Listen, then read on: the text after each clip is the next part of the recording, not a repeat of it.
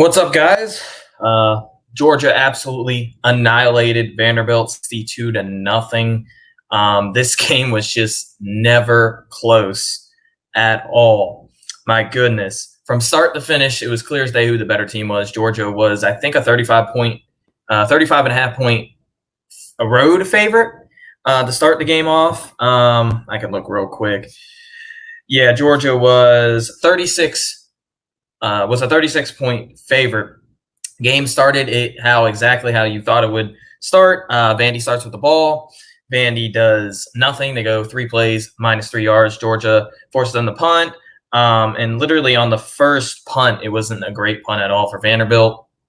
And Georgia was able to go down the field on just 5 plays, score a touchdown.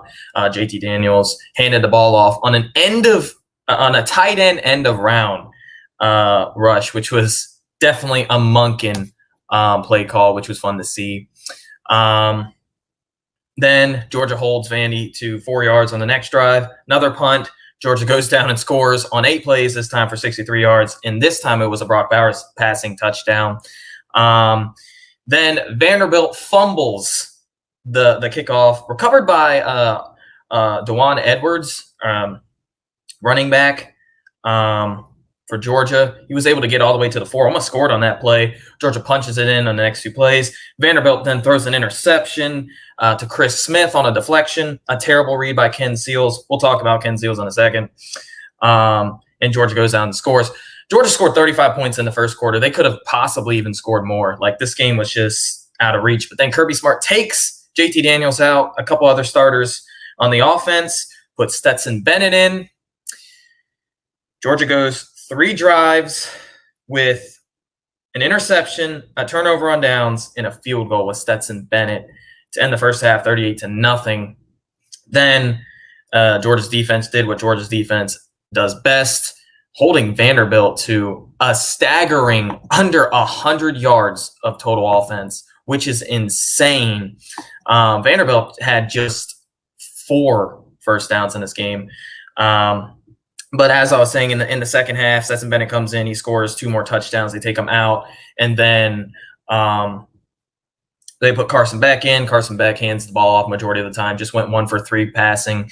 Nothing really too special. We didn't get to see him do much with the ball. I believe he did have 1 carry. Lasser had an interception, which was fun to see. That was a really, really good play on the ball, a terrible throw. But, yeah, just looking at the box score, it was completely one-sided, just like the game.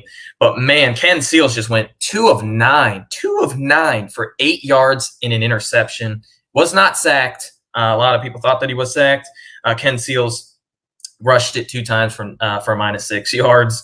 They get in, I think, a true freshman QB, Mike Wright. I know he's a sophomore. He doesn't do anything better. He went, 3 of 9 for 16 yards. He threw an interception. He carried the ball well, I guess you could say. He was their leading rusher. But, yeah, Vanderbilt carried the ball 28 times for 53 yards. And what's more impressive is that Vandy was held to just 24 yards passing. 24 on 18 attempts. That's barely even a yard per attempt. Georgia's defense dominates. Vanderbilt had no answer on either side of the ball, as expected, though, as expected.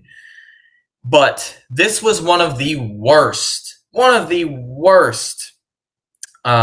football games I've seen, especially in the SEC. The final box score was this. Georgia had 28 first downs compared to Vanderbilt's 4. Georgia went 6 of 14. That's not great on third downs. I believe they went 3 of 3 with JT Daniels in. So you can say what you want about that. But Georgia had 532 yards of total offense compared to Vandy, who had 77 yards of total offense. Doesn't get better than that. And then passing, as we just said, Georgia had 291 compared to Vandy's 24. Georgia had 3 QBs pass the ball. Really, Carson Beck just went 1 for 3. So, but combined, they went 21 of 28 for like I said, 291. I think they had one interception thrown, a couple touchdown passes. Vandy, like I said, had 24 yards passing. Time of possession was dominated by UGA, 37 minutes to 22 and a half. So, I mean, it is what it is if you're a Vanderbilt fan. I said this. I think a lot of people know this. Vandy's just not that good. Vandy's probably one of the worst Power 5 teams. But to see UGA completely dominate this game like they did and absolutely obliterated Vandy is great to see. Vandy falls now to just 1-3, 0-3 at home. They're actually 1-0 on the road. They beat Colorado State on the road. So there's that. But yeah, Georgia looks like one of the best teams in the country.